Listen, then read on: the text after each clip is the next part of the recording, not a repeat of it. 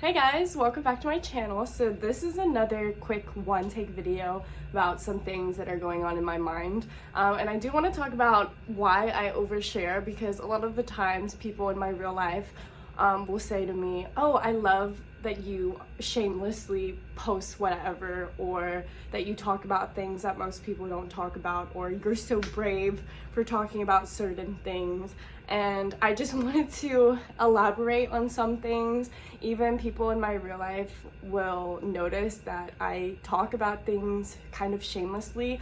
I don't really care much. I mean, I do care about how people perceive me and all that kind of stuff, but compared to most people, I feel like I overshare a lot, or people perceive me as someone who overshares a lot. And I want to say that it's actually a form of self-protection, because there are so many things about myself, like such intrusive thoughts or habits or things I've done in the past, that I don't want people to know. And to kind of bury those things, I will just like talk about things that most people don't talk about. If I mention faults about myself, I mention faults about myself that aren't as bad as the things that I think are really, really bad.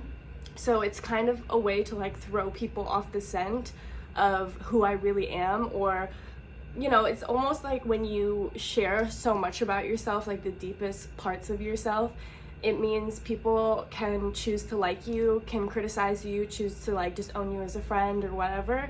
And I would much rather like not fully give myself away to people in general. And to make it seem like I am very honest and appear that I got my palms open all the time, I will just say things that I'm very comfortable with, but I know people most likely won't say out loud. And it is, I'm sure people can kind of relate to this, where you only give enough of yourself that you're willing for people to reject. If I really talk about like the crazy shit that happens in my head, the crazy thing I think about, or the crazy things that have happened to me in the past, then people can choose whether to keep me in their life or not. And to me, that's more hurtful if I just like sprinkle feed them. You know what I mean? I think the saying where you could be talking to someone who's wearing their 8th mask, they can drop their 8th mask and you'll still be talking to the 9th mask. We all wear masks, we all have layers. And I, as sad as it sounds, sometimes I feel like no one will ever truly know you but yourself. But life is also letting people in, and I think hiding yourself away is also a form of self-destruction. Like, you should be yourself, and it's hard to preach that when I know that I actually like to be a private person, but I hide the fact that I'm a private person by being extremely open about a lot of things that I'm comfortable to be open with. For example, if I tell someone my life story about, like, you know, the trauma I grew up with, homelessness, like all that kind of stuff, I feel like they're less likely to ask me in detail about other things or those things in general, because I feel like, oh, like if I tell someone that I've struggled with this and that, then they won't go into depth about those things or other things, and that protects me from giving out information or knowledge about myself that I don't want other people to know. I think it's okay, like I can understand people who have been burnt in the past constantly to hold their cards close to themselves and not let everyone look at their cards. I think that's totally fine. I don't think you're an ingenuine person for keeping some things to yourself private. And I'm still struggling with the thought that, you know, I've always had relationships and I've always been like, it's okay if you have some things that you want to keep to yourself. And maybe I've said that because I wanted them to be okay with things that I've kept to myself, and that actually sometimes building the best relationships is being like fully honest. And that's why I can really appreciate some of the friendships I have where they feel comfortable to tell me some toxic behaviors they have, and it makes me feel comfortable to tell them about toxic behaviors I have or had.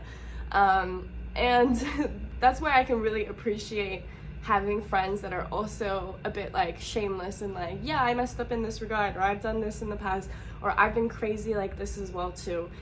Whenever you talk about something that makes you nervous to talk about, you're just teaching other people in your life to talk about those things as well. If someone starts talking about their mental health out loud to people in their life, they are basically teaching other people in their life that they can also talk about those things, whether to you or other people.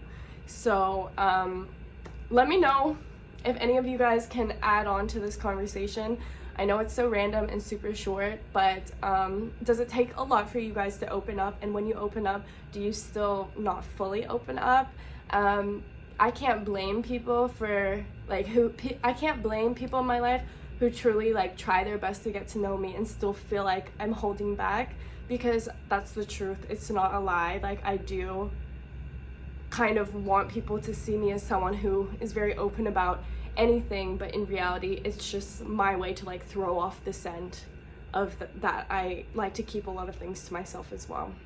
And maybe we'll talk about those things one day. And I also understand that it's hard to be fully honest with a therapist or a psychiatrist. I feel like in the past I've been very open with my therapist and psychiatrist, but I am seeing a new therapist when I go back to Brisbane. I'm actually in Taipei City right now, Taiwan. Some of you guys have subscribed to me since I was living in Taiwan from 2010 to 2015. Yeah, but I feel like now as an adult, I find it harder to be open about some things, because I feel like as a teenager or as a younger adult, it was easy to just like blurt out random things and be like, yeah, like I slept with his brother or whatever, like say shameless things and be like, yeah, whoops, like I made mistakes or whatever. And now as an adult, like I feel kind of shy to tell a mental health specialist that like, oh, these are the mistakes I've made. And we'll see how that goes once I go back into therapy and all that. But other than that, today last night I had my best friend Lisa sleeping over. We actually used to film YouTube videos when we were a kid, and we just took some pictures today after like we woke up in the morning or in the afternoon, like in the morning, and did some like sticker pictures, did some shopping and walked around, and then we watched this like Netflix show called Baby Reindeer. It's pretty interesting. But yeah, I just wanted to like check in with you guys, see how you guys are doing, and yeah, let me know what's going on and how you guys feel about like opening up. And yeah, hope you guys all have a really good day. Thank you so much for watching, and we will catch up soon. Bye!